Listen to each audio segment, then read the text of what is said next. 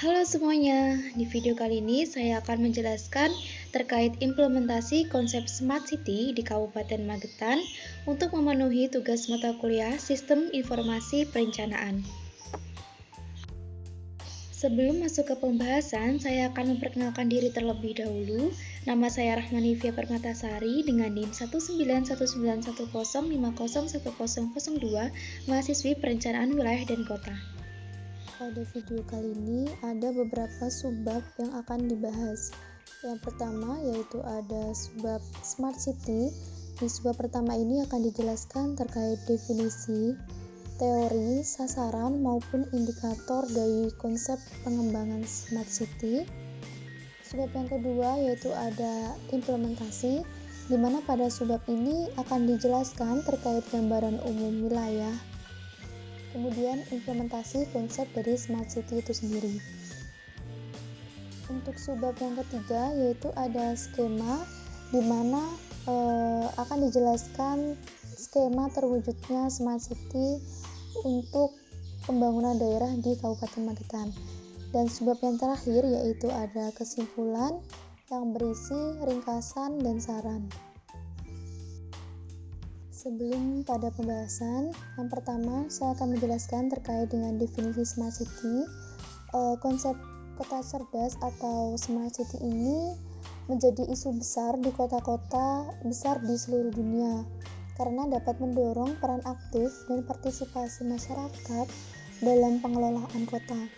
Selain itu, konsep Smart City ini didefinisikan sebagai kota yang mampu menggunakan sumber daya manusia, modal sosial, dan infrastruktur telekomunikasi modern untuk mewujudkan pertumbuhan ekonomi berkelanjutan dan kualitas kehidupan yang tinggi dengan memanajemen sumber daya yang bijaksana melalui pemerintahan berbasis partisipasi dari masyarakat. Lalu Smart City ini merupakan sebuah visi pengembangan perkotaan untuk mengintegrasikan teknologi informasi dan komunikasi atau biasa disebut dengan TIK dengan cara yang aman untuk mengelola aset kota. Selanjutnya yaitu ada sasaran dan indikator pembangunan Smart City daerah yang diklasifikasikan menjadi 18 sasaran, di mana ada public service yang berfungsi untuk meningkatkan kinerja pelayanan publik. Yang kedua ada birokrasi untuk meningkatkan kinerja birokrasi pemerintah. Yang ketiga ada public policy yang berfungsi untuk peningkatan efisiensi kebijakan publik. Yang keempat ada tourism untuk membangun ekosistem pariwisata.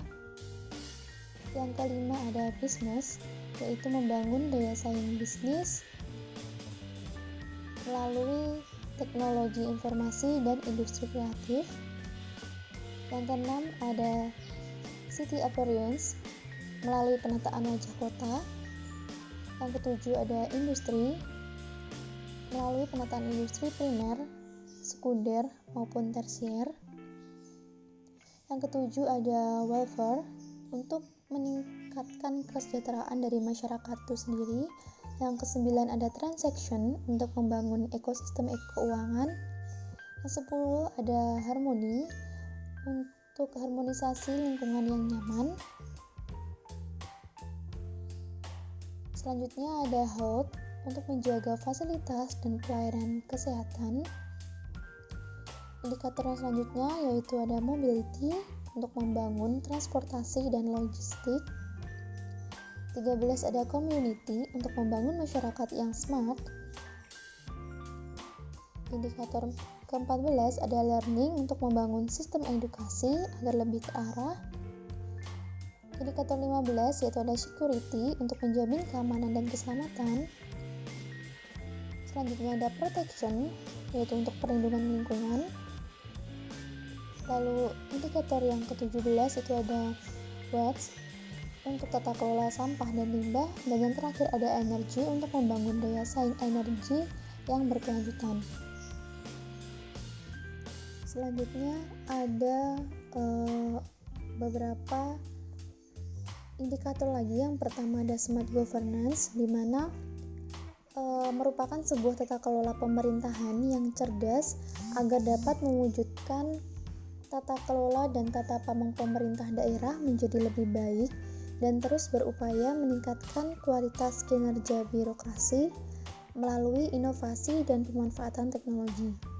Selain itu, peran pemerintah merupakan hal yang utama untuk mengeluarkan kebijakan dengan memprioritaskan prinsip-prinsip supremasi, hukum, kemanusiaan, keadilan, efektivitas, dan efisiensi, termasuk pengembangan dari e-governance itu sendiri dan penggunaan teknologi informasi serta komunikasi. Indikator yang selanjutnya yaitu ada smart service, di mana pada smart service ini memiliki tujuan untuk menyediakan dan memberikan pelayanan dengan cepat serta memuaskan baik melalui aplikasi smart service yang bisa diakses melalui telepon pintar, email, atau pesan singkat. Nah, aplikasi ini merupakan aplikasi masyarakat yang dapat mengakses berbagai layanan penyampaian keluhan maupun permohonan izin hingga layanan kegawat daruratan. Indikator yang selanjutnya yaitu ada smart economy, di mana smart economy sendiri ini dapat menunjukkan keadaan tingkat ekonomi dan kesejahteraan finansial masyarakat yang tinggi dengan pertumbuhan ekonomi yang baik dan pendapatan per kapita yang tinggi pula.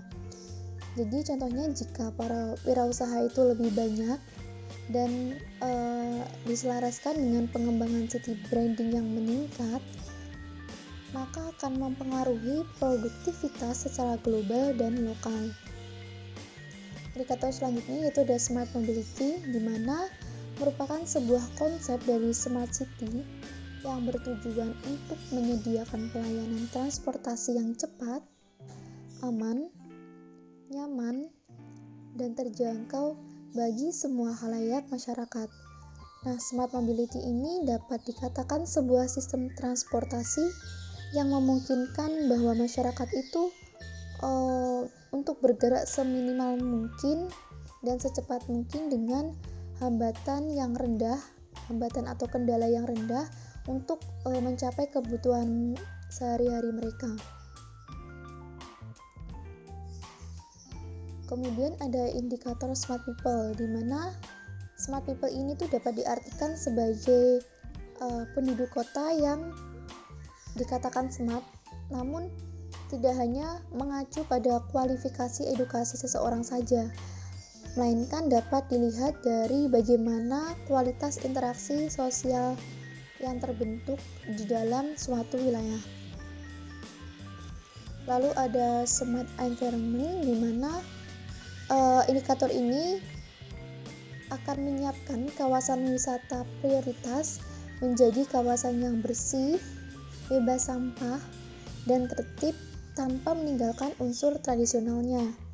Nah, adanya perencanaan pembangunan yang ramah lingkungan, lalu bangunan ramah lingkungan disertai dengan penerapan dan pemanfaatan pengelolaan lingkungan yang berbasis informasi dan teknologi, di mana pengelolaan sumber daya alam yang berbasis informasi dan teknologi ini serta pengembangan sumber daya energi baru itu dapat menjadi salah satu faktor pengembangan suatu wilayah. Selanjutnya yaitu ada smart living, di mana indikator ini tuh mendorong situasi kawasan wisata prioritas agar lebih kondusif dan nyaman baik bagi masyarakat, wisatawan lokal maupun lainnya, untuk membuat mereka itu lebih betah di kawasan tersebut. Nah, smart living ini bisa diimplementasikan melalui penyediaan transportasi, logistik yang tentram, aman, dan ramah. Selain itu juga ada smart operator center, di mana indikator ini berfungsi untuk mengelola dan menjamin seluruh kinerja dengan jaringan telekomunikasi dan infrastruktur untuk memberikan kualitas layanan yang tertinggi yang dilakukan atau yang diperlukan oleh kliennya melalui pusat operasi cerdas mengoperasikan automatic meter infrastruktur mendatang, baik itu untuk air, gas, limbah maupun aspek yang lain. Nah, selanjutnya itu tadi kan sudah dijelaskan apa saja sih sasaran dan indikator dari Smart City ini. Itu ada 6 komponen Smart City ini. Untuk pengimplementasian indikator yang telah dijelaskan sebelumnya, itu salah satu caranya bisa melalui pemanfaatan TI ini. Nah, pemanfaatan TI ini berfungsi untuk pengelolaan sumber daya alam secara cerdas sehingga tidak menimbulkan dampak lingkungan yang merugikan. Lalu pemanfaat TI dalam meningkatkan kualitas hidup masyarakat itu pada suatu wilayah itu dapat menjadi lebih mudah. Selain itu, pemanfaatan TI untuk meningkatkan pertumbuhan ekonomi yang produktif dan berdaya saing melalui city branding. Kemudian ada kemampuan pemerintah mengelola dan mengendalikan pemanfaatan TI dalam rangka pengembangan dan penerapan Smart City. Lalu komponen Smart City ini dapat berupa pemanfaatan TI terhadap kualitas manusia, baik dari segi pengetahuan maupun dari segi keterampilan. Dan yang terakhir, komponen Smart City ini melalui pemanfaatan teknologi informasi itu berfungsi untuk memperkenalkan potensi unggulan daerah agar lebih terkenal ke wilayah luar. Selanjutnya yaitu gambaran umum wilayah, di mana pada konsep Smart City ini saya mengambil studi kasus di Kabupaten Magetan. Kabupaten Magetan sendiri merupakan salah satu kabupaten yang terletak di Provinsi Jawa Timur. Nah, untuk batas administrasi di sebelah utara yaitu ada Kabupaten Ngawi. Batas sebelah selatan itu ada Kabupaten Ponorogo dan Kabupaten Wonogiri. Batas sebelah timur Kabupaten Madiun dan Kota Madiun, dan batas sebelah barat itu ada Kabupaten Karanganyar, Jawa Tengah. Untuk luas Kabupaten Magetan sendiri yaitu seluas 688,85 km persegi yang terdiri dari 18 kecamatan, 208 desa, 27 kelurahan, 822 dusun atau lingkungan, dan 4.575 rukun tetangga. Kemudian potensi dan implementasi konsep Smart City di Magetan. Nah, konsep ini digunakan pemerintah dan masyarakat sebagai layanan bagi pengelola dan pengunjung kawasan wisata yang ada di Magetan. Kemudian ada pihak terkait sebagai pemegang kebijakan pengelolaan pariwisata berdasarkan konsep Smart City dan berbasis kearifan lokal. Itu merupakan salah satu aspek yang penting untuk mendukung implementasi dari konsep ini. Lalu untuk layanan Smart City ini dapat diberikan melalui informasi lokasi wisata, termasuk sosial budaya pada lokasi wisata tersebut, serta akses yang mudah, fasilitas yang memadai juga dapat menjadi salah satu aspek penting yang sangat menarik bagi wisatawan untuk datang berkunjung ke tempat wisata.